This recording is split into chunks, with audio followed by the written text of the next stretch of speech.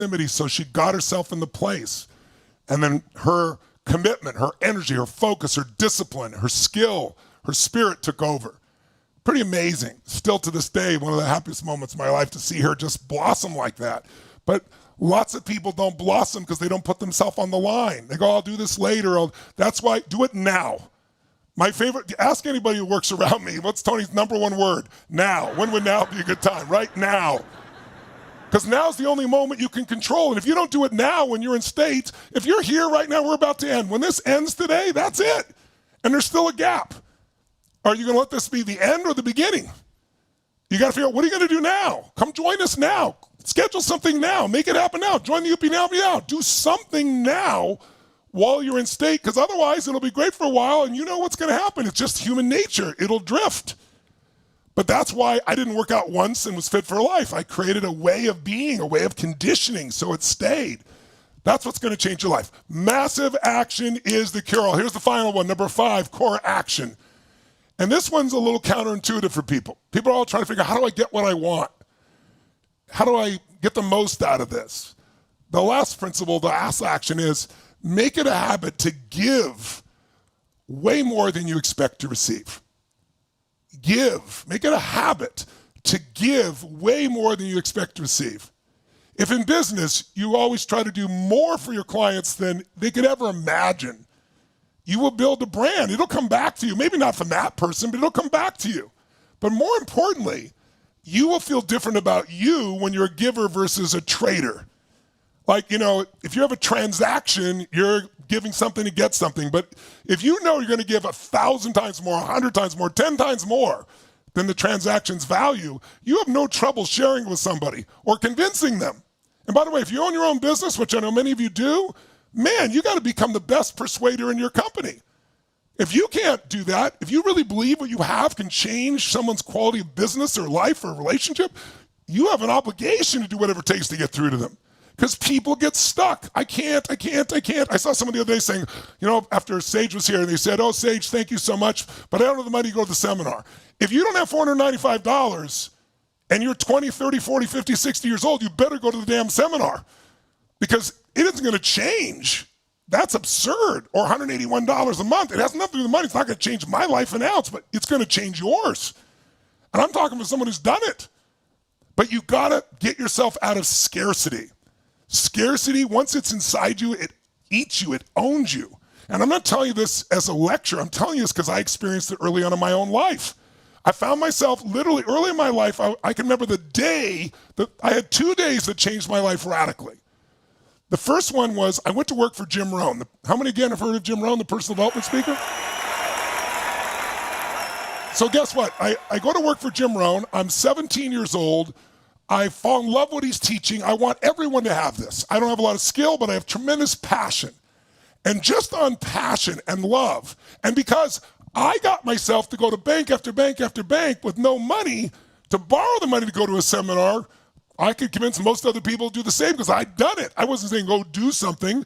Some people it's easy. They put on the credit card, just go. For me, it was hard.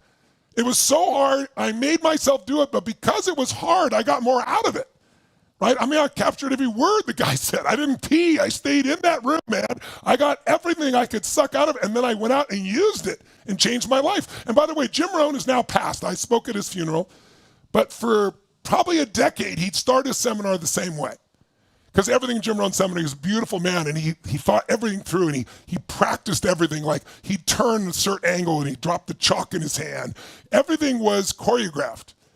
And he would do the seminar, and this happened about 10 years before he passed. And he'd say, one of the things he'd say early on is, I want to do a really good job today because, you never know who's in your audience.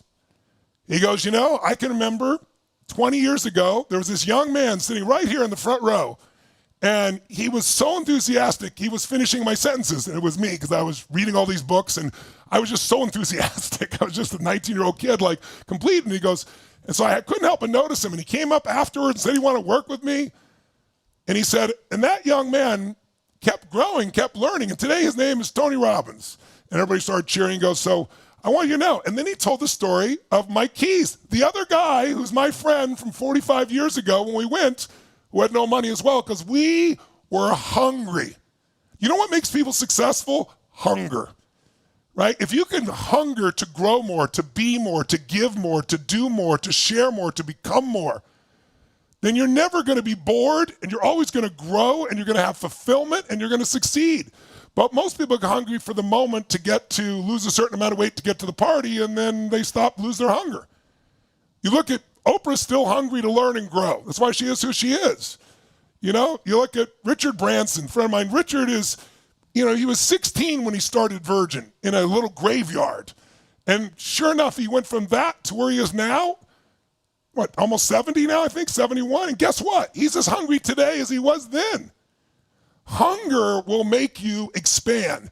But in order to be hungry, you got to have something you want more than just yourself. You got to want to have something to give to your kids or to your husband or wife or to your community or to humanity. Not virtue signaling what you tell people, what you do. And so I start out with all this enthusiasm, going to work for Jim Rohn. I'm going to make this happen. This is amazing. And I did incredibly well. And I was sleeping in my car when I started, and then I made enough money to get a little apartment and so forth.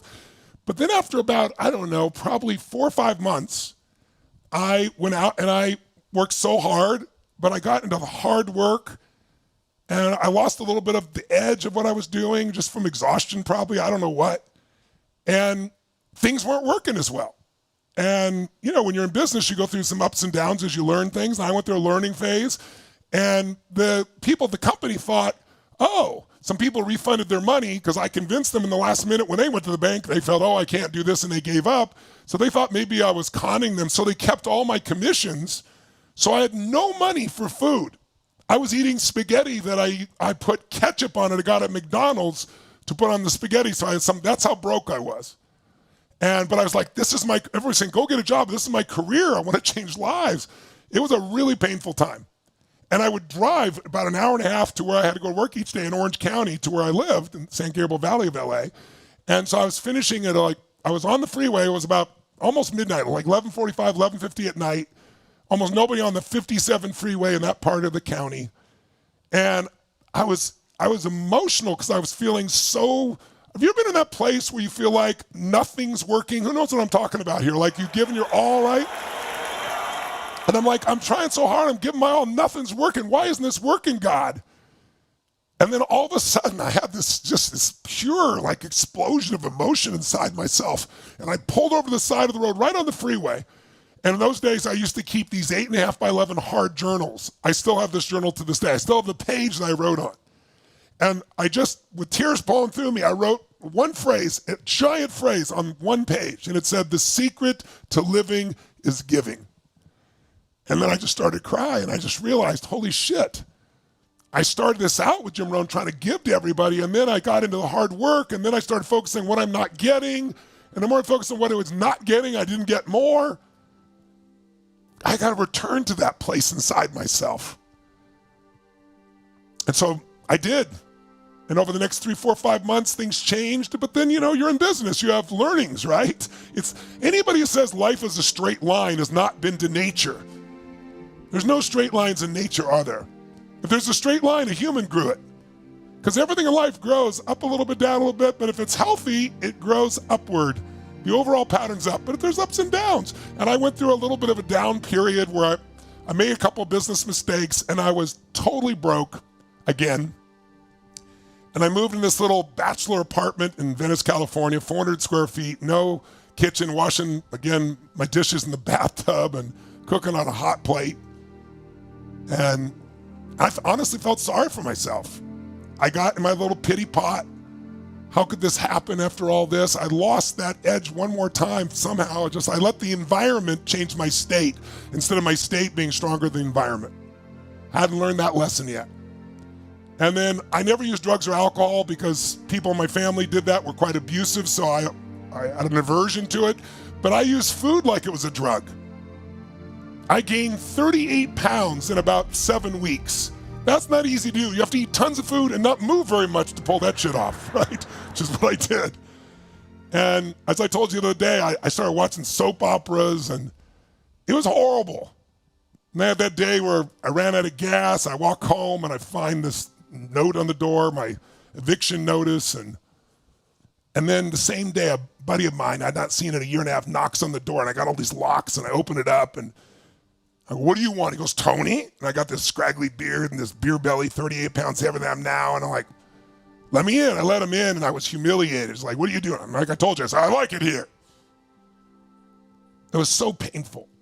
So I worked hard to change, and then the next day, I was like, I realized I got $26, maybe $27 and some change to my name. I've not paid my rent, and I don't have any money for food outside that, and I don't have any prospects.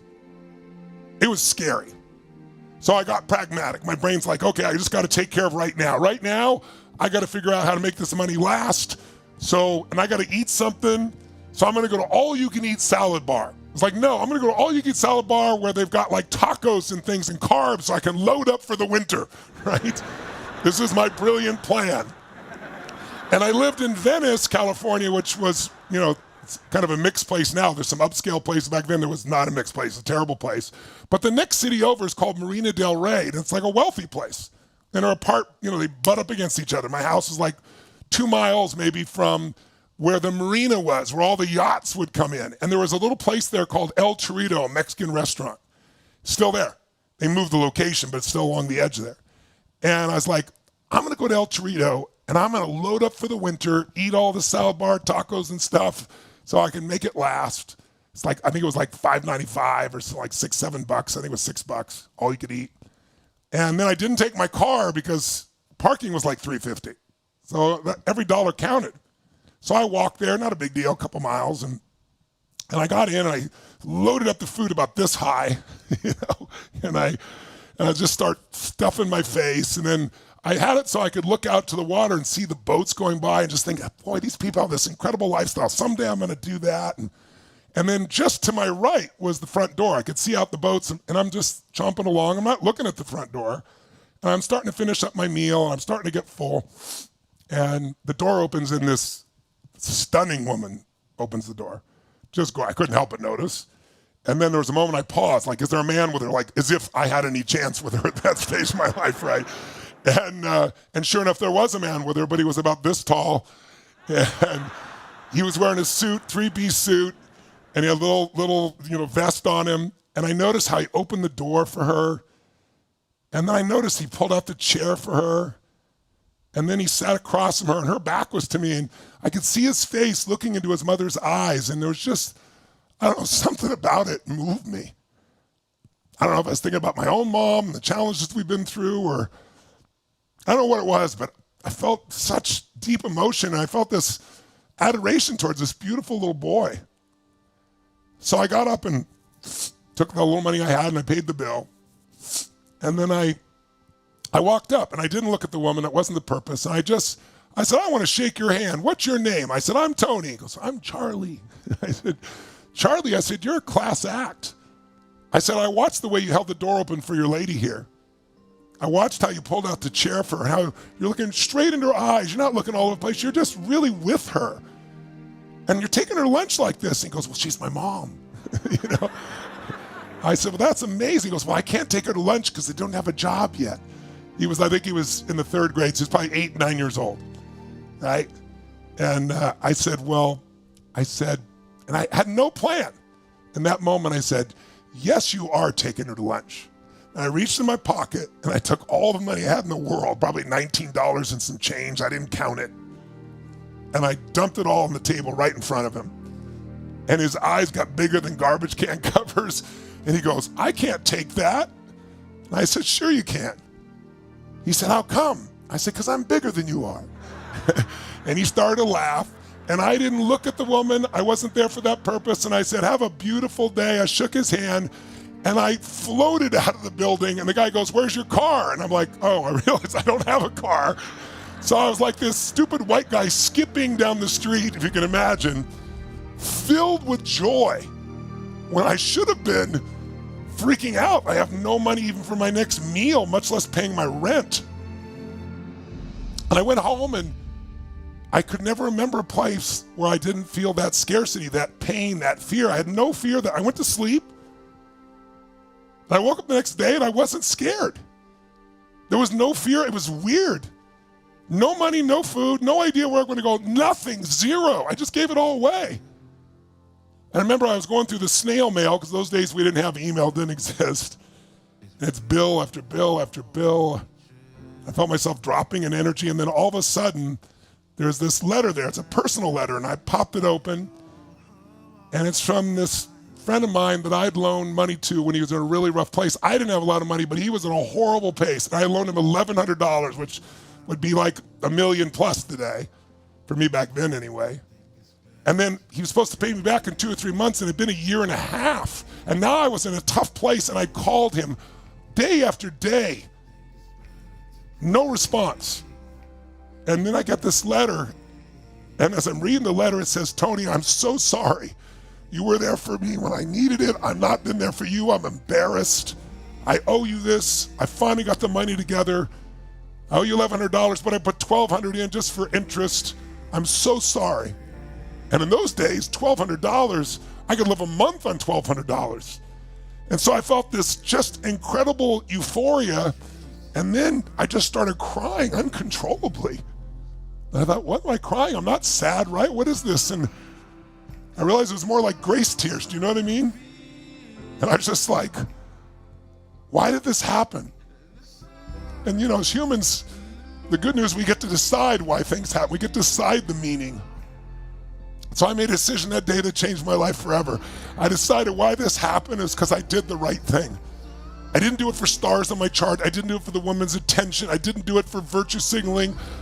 I just felt was right, and I gave everything I had. I didn't think about myself. And then I experienced this freedom that I'd never felt in my life. Because for the first time, scarcity was gone. For the first time in my life, I taught my brain by giving that money away that there will always be more than enough. And then what happens? The next morning, I get a check for $1,200. I don't know if that's true, but I believe it. And because I believe it, that day changed my life like nothing else.